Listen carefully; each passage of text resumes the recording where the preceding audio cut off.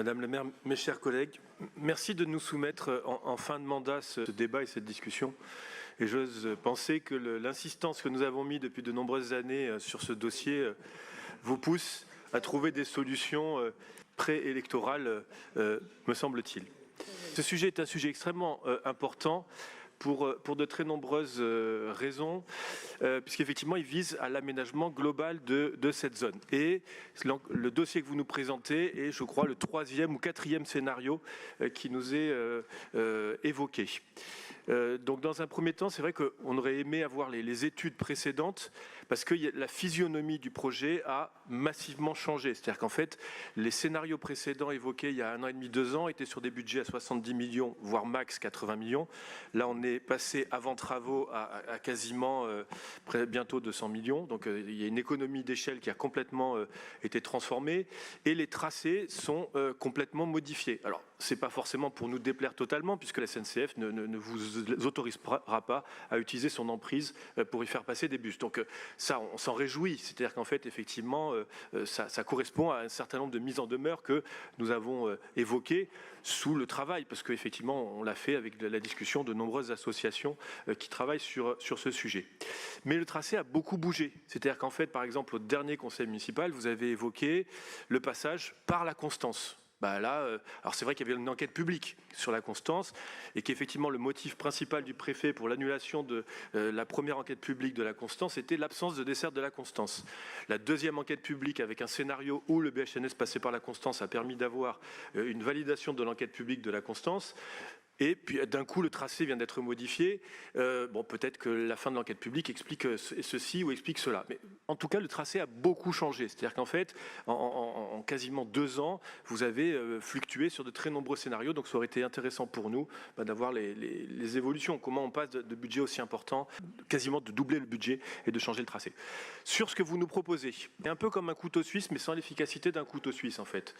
C'est-à-dire qu'il y a des objectifs de desserte du pôle. Effectivement, il y a une contrainte sur la desserte du pôle, les bouchons sont là, et il y a une contrainte de desserte du territoire, de la zone d'activité des Milles et du village des Milles. Et en fait, ce que vous faites est un mélange de toutes ces réponses, mais peut-être que ça ne répond pas totalement à toutes ces réponses. Alors, sur d'abord la desserte du pôle, on s'en réjouit, mais quand on regarde la réalité, le projet que vous proposez, avec une vitesse commerciale de 24 km/h, c'est moins bon que ce qui existe maintenant en fait. C'est-à-dire que si vous prenez la ligne 15, aujourd'hui la ligne 15, c'est 16 minutes pour aller au pôle d'activité des Milles. Donc en fait, ce que vous nous proposez, c'est 50% de temps en plus pour aller au pôle d'activité des Milles. C'est-à-dire que c'est le tracé existant de la ligne 15 avec les horaires que vous publiez, vous, aujourd'hui, et ce que vous nous présentez là en fait. Donc ça veut dire qu'il faut se dire que le passage que vous proposez par tous les points des Milles et de la zone d'activité des Milles va ralentir finalement l'accès au pôle d'activité des Milles pour des gens qui utilisaient déjà notamment la ligne 15. C'est vrai que vous avez décidé de passer par toutes les bouts des Milles, sauf la Constance. Pourquoi, ça vous nous l'expliquerez. Mais le tracé passe par les Milles sans que vous ayez au passage consulté les associations locales ni les riverains, ce qui vous aurait permis de faire peut-être d'éviter certaines erreurs sur la rue de la Glacière ou la rue Lucie Aubrac ou Georges Noël, où à notre avis, quand on travaille avec les associations locales, ils ne voient pas comment une voirie peut passer à cet endroit-là, sauf à la créer, et ce n'est pas vraiment ce qui apparaît dans le projet.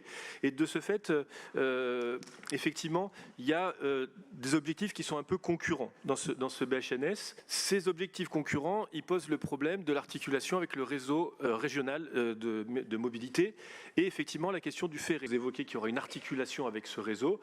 Nous, dans l'enquête et le document que vous nous donnez, il n'y a pas cette articulation avec ce réseau. Vous savez qu'il y a de nombreuses associations qui sont convaincues que la réouverture de la ligne Aix-Rognac, et il me semblait avoir vu, Madame le maire, que vous étiez favorable à cette réouverture lorsque vous avez rencontré le PDG de la SNCF. C'est un peu difficile de prendre une position sur ce sujet sans savoir qu'est-ce que vous avez obtenu de ce réseau régional et qu'est-ce que va être cette articulation. Les associations sont assez inquiètes parce que lorsqu'il y a eu le dernier GIP sur le sujet, aucun dossier cohérent entre ce réseau express métropolitain et le BHNS. La réunion s'est tenue sans que les associations, ni vous-même a priori, n'aient eu un dossier constitué complet sur cette chose-là. Donc comment on va pouvoir prendre une position sincère, comment on va pouvoir prendre une position efficace si on n'a pas cette articulation? On est très nombreux, vous disiez l'être aussi, mais convaincus qu'il faut une réouverture du ex-Rognac, peut-être avec un tram-train qui serait l'occasion de faire cette liaison, mais ça change un peu la physionomie de ce que vous nous proposez en fait. On est sur des objectifs très différents avec un seul outil qui fait comme si finalement on avait renoncé à la réouverture du ex-Rognac en fait.